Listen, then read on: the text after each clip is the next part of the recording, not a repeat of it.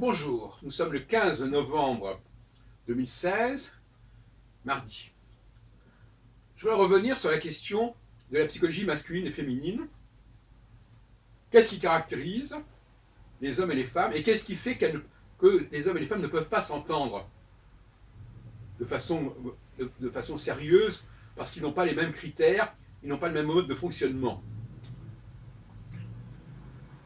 Je dirais, pour résumer la formule que je propose, que les femmes se projettent vers l'avenir, elles emploient un vocabulaire, je veux, je désire, je souhaite, j'attends, etc.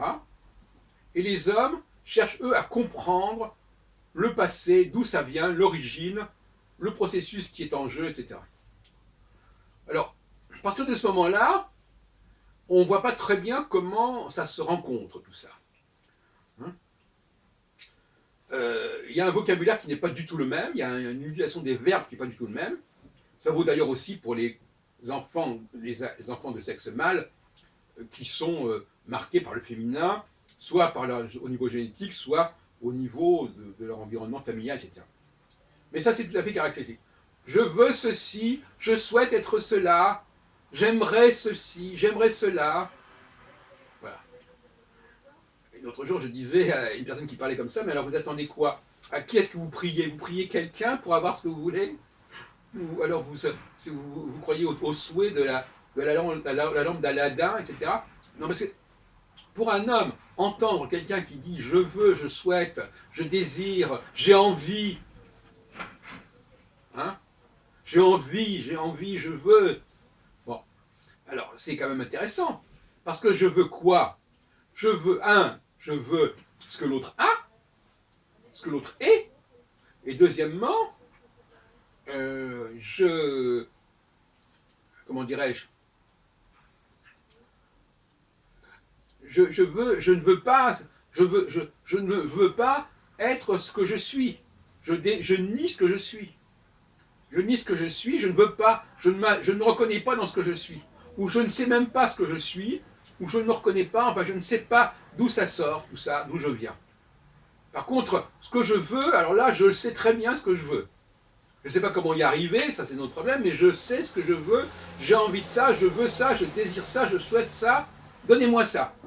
Et alors là, on pose la question, à qui prie-t-on? Alors il y a des mantras, il y a le Namyo Renge-kyo des bouddhistes de la Nichiren Daishonin ou de la Soka Gakkai. Voilà, vous récitez votre mantra et puis ça va vous arriver, ou bien on va avoir un énergéticien, ou je ne sais quoi, qui va vous donner la force pour arriver à ce que vous voulez, qui va vous créer on est dans la magie blanche un petit peu, voilà, vous allez avoir ce que vous voulez, vous allez pouvoir réaliser vos vœux, vos attentes, vos espérances, vos grandes espérances, comme dirait Dickens, Great Expectations. Bon. Donc voilà la rhétorique. Et cette rhétorique, elle est aussi liée, ce que je disais l'autre jour, je crois, à la problématique du résultat. Moi, ce que je veux, c'est le résultat.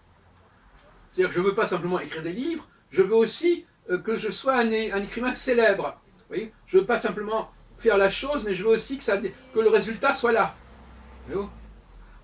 Bon, donc ce sont des gens qui sont extrêmement réalistes, si on peut dire, dans le sens où ils veulent des choses bien concrètes, mais ils ne sont pas du tout réalistes parce qu'ils ne savent pas du tout comment y arriver, et que généralement ils sont complètement incapables d'y arriver.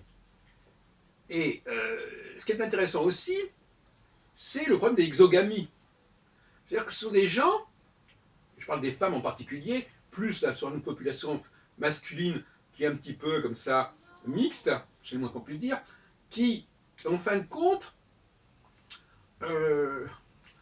sont très intéressés à entrer dans des milieux auxquels ils n'appartiennent pas.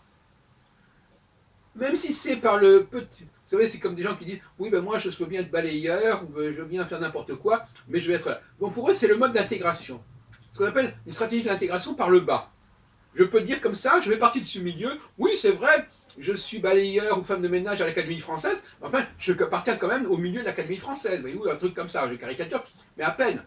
Donc, peu importe, on va pouvoir jouer en disant moi, je travaille dans tel milieu, on ne va pas rentrer dans le détail, bien sûr, c'est un niveau très très subalterne, mais c'est pas grave, je fais partie du milieu. Donc, effectivement, c'est comme ça que ça se passe, en effet. il n'y a rien à dire à ce sujet. On assiste ainsi comme ça à des gens qui débarquent dans un milieu et qui, à un niveau extrêmement basique, arrivent effectivement à faire des choses qu'on peut faire avec eux. Je veux dire, c'est pas compliqué. Balayer ou faire le ménage, ça peut se faire dans n'importe quel milieu. C'est pas un problème. On peut être aussi cuisinier dans n'importe quel domaine. Donc il y a des métiers de base, c'est-à-dire d'en bas, qui sont à la disposition de tout le monde. Et donc c'est une façon comme ça d'appartenir à quelque chose qu'on voulait. Alors, et la femme qui va entrer dans une nouvelle famille, c'est pareil.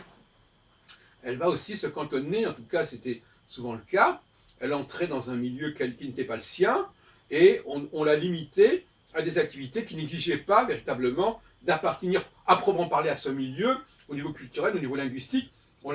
Pourquoi les femmes ont été souvent cantonnées à des tâches ménagères basiques? Parce qu'elles étaient étrangères, parce qu'elles ne participaient pas réellement à la culture du milieu dans lequel elles se trouvaient. On les envoyait dans des populations, dans des milieux différents de celui d'où elles étaient. L'exogamie, c'est carrément une sorte de stéréotype, d'archétype. Voilà, je suis là, je vais ailleurs. On m'envoie ailleurs. Cette chère Marie-Antoinette, eh bien voilà, elle savait très jeune qu'elle allait quitter la cour de Vienne pour aller à Versailles. C'était prévu. Voilà, c'était l'Autrichienne, la fameuse Autrichienne, qui a été décapitée à la fin de la Révolution. Voilà, donc si vous voulez, ce sont des destins comme ça, d'expatriation, de déportation, si on peut dire, sans entrer dans une rhétorique qui n'a pas de rapport ici, et ce sont des gens qui sont dans le déracinement, et ce déracinement, il se paye par des postes subalternes, des postes de fonctionnement basiques qui permettent à la fois de faire partie du milieu, de faire partie du groupe, de faire partie d'un ensemble, mais par le bas. Alors en ce qui concerne les hommes, pour terminer sur cette problématique qui est intéressante, mais que j'ai déjà abordée sous un autre angle peut-être par le passé, les femmes n'arrivent pas à comprendre comment on peut capturer le passé, comment on peut reconstituer le passé. Elles imaginent qu'on peut se projeter dans l'avenir, qu'on peut vouloir des choses, qu'on peut désirer ceci ou cela. On est dans l'imaginaire, en quelque sorte. Mais par contre, retrouver l'essence des choses, retrouver l'origine des choses, ça leur paraît quelque chose de totalement fou, totalement chimérique. En revanche, c'est pas du tout chimérique de vouloir aller sur la Lune, ou de vouloir être ceci ou être cela. Ça, c'est pas du tout chimérique, parce que ça peut se représenter, puisque c'est pas quelque chose qui est encore arrivé, donc ça peut arriver, ça peut advenir. Hein. Et c'est pour ça d'ailleurs elles vont voir des astrologues, des voyants, pour savoir ce qui les attend. L'avenir les passionne beaucoup plus que le passé. Ressasser le passé, revenir sur le passé, ça ne les intéresse pas, ça leur paraît un petit peu dérisoire. Et malheureusement, toute la civilisation gréco-romaine, enfin, toute la civilisation occidentale, y compris d'ailleurs judéo-chrétienne, elle s'appuie sur le passé. Il s'agit de s'enraciner, de se ressourcer sur le passé. Et c'est pour ça que les femmes sont étrangères à cette civilisation gréco-romaine ou judéo-chrétienne, sinon pour la pervertir, justement, en l'occurrence. Alors là, effectivement, s'il y a une perversion ou une subversion, mais elles n'appartiennent pas véritablement au monde masculin, au monde grec, dont on sait très bien que les femmes étaient plus ou moins absentes au niveau le plus élevé. Socrate n'a jamais discuté, dialogué avec une femme.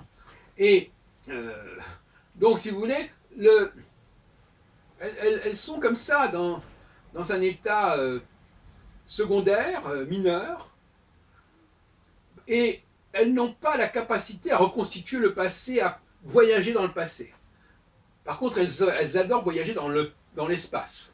Passer d'un groupe à l'autre, ça ne pose pas de problème. Mais par contre, revenir dans le passé, retrouver la jeunesse des choses, c'est un monde qui leur est totalement étranger. Et c'est pour ça qu'elles n'arrivent pas à briller sur le plan scientifique, parce qu'elles ne peuvent pas retrouver l'essence des choses. Comme dirait Il y a aussi un mot très, très intéressant qu'a lancé Simone de Beauvoir, c'est le devenir. Voilà, je veux devenir ceci. C'est pareil, je veux devenir. Alors, l'expression je veux devenir, c'est déjà tout un programme. Je veux changer, je veux me transformer, je veux être l'autre. On est dans un mimétisme, je veux ressembler à l'autre, je veux être considéré comme étant égal à l'autre. La notion d'égalité, c'est exactement la même chose. Être égal, ça veut dire égal à quoi? À l'autre. Donc c'est égal à quelque chose qui existe déjà. Donc malgré tout, finalement, elles ont un rapport à l'avenir, mais finalement, c'est un avenir qui est déjà là pour les autres. Et elles veulent être partie prenante à cet avenir. Alors, moi, j'ai fréquenté depuis quelques mois un personnage, un jeune homme d'une trentaine d'années, qui a un comportement totalement féminin sur ces questions-là.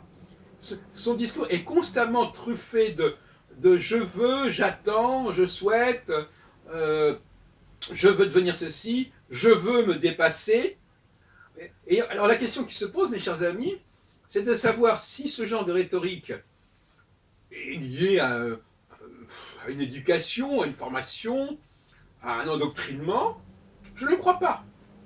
Je crois que c'est véritablement dans les gènes. C'est ma théorie sur la philosophie, la psychophilosophie, ou la philosophie génétique, si on veut, comme on voudra. Nous avons un mode de fonctionnement mental qui est complètement ancré dans notre psychisme de façon anatomique et génétique. Il n'est absolument pas lié aux influences que l'on peut recevoir. Et dans une famille, le garçon et la fille auront des structures mentales totalement différentes en dépit de la similitude ou de l'identité du milieu.